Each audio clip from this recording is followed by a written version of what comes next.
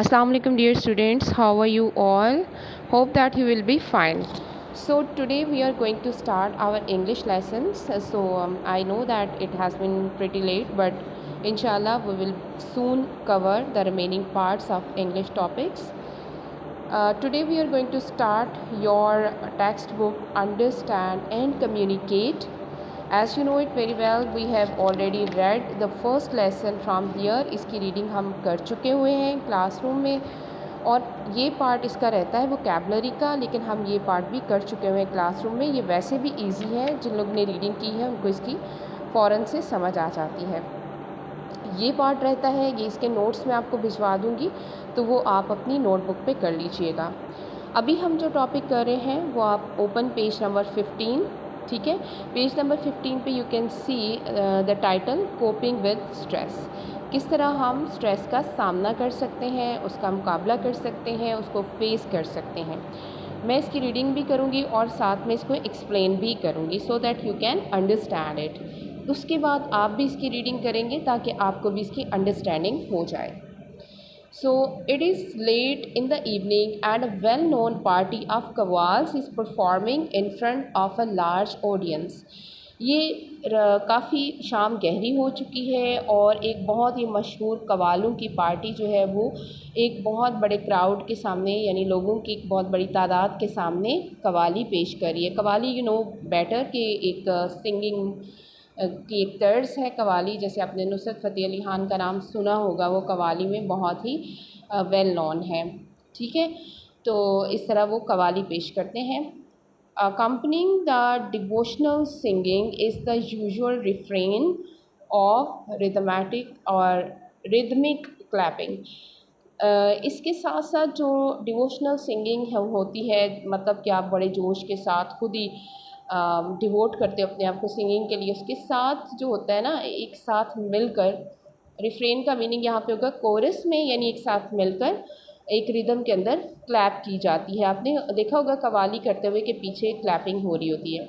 Suddenly a man sitting in front row, अचानक ही एक आदमी जो कि सामने वाली कितारों में से बैठा हुआ था, who has been swaying to the left music throughout the evening, जो कि झूम रहा था उस म्यूज़िक के साथ सारी शाम से, starts to swing widely and after a while falls to the floor in a trans.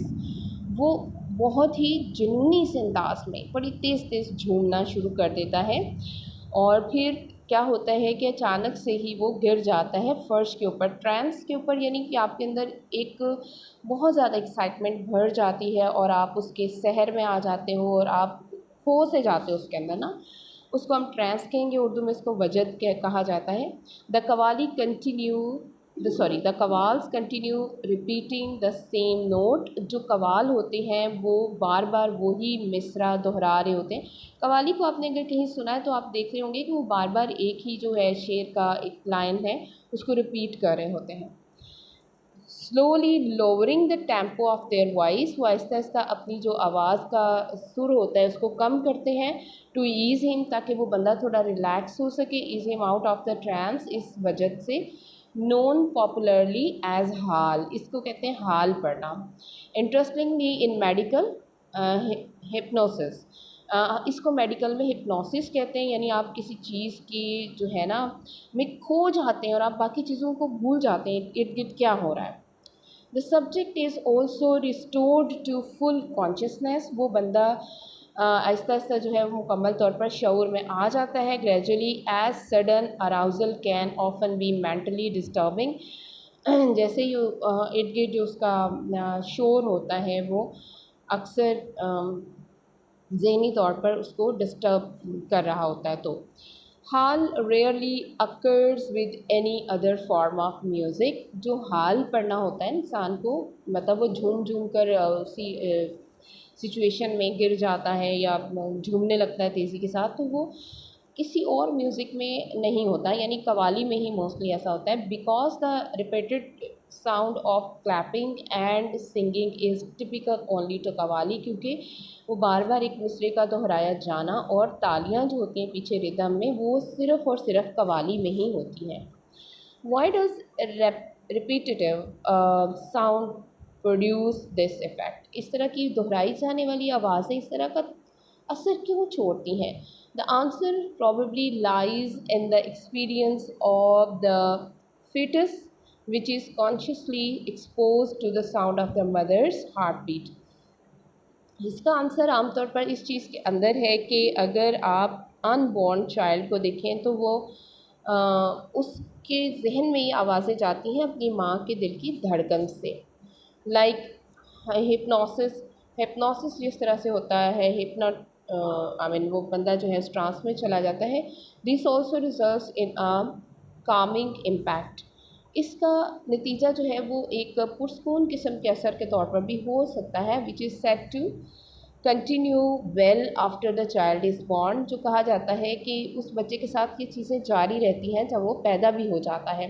A Japanese scientist discovered that playing the tape recording of the mother's heartbeat, कि एक माँ की जो दिल की धड़कन है अगर उसका टेप रिकॉर्ड चलाया जाए तो that helps put bawling infant to sleep. तो ये उस बच्चे को जो क्राई कर रहा होता है, रो रहा होता है, उसको सोने में मदद दे देती है।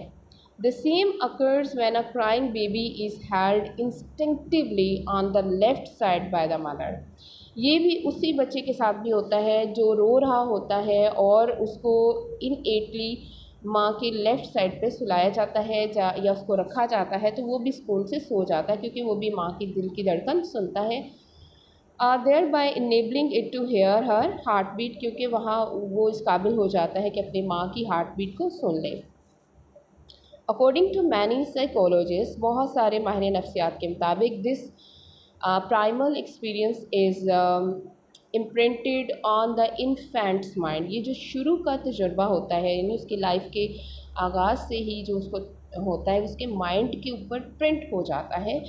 As a consequence of which, इसके नतीजे के तौर पर repetitive sound never loses its ability, जो बार बार दोहराई जाने वाली आवाज़ होती है उसकी एबिलिटी कम नहीं होती, it's ability to lower stress levels for the rest of one's life, कि उसकी ज़िंदगी में जो स्ट्रेस का लेवल है वो सारी ज़िंदगी उसको कम कर सके। तो that was the reading of that lesson.